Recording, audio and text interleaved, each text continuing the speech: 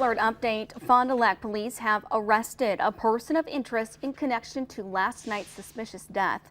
20-year-old Annaka Winter Trudell was arrested within the last hour in connection to a single car crash that resulted in one death.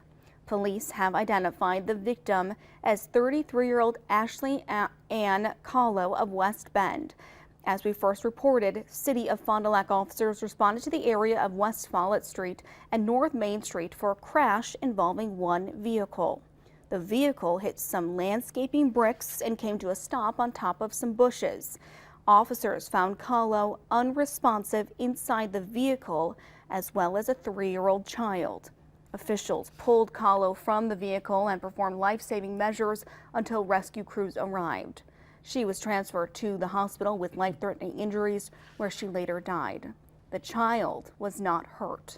The Fond du Lac Police Department is investigating the circumstances that led up to the crash.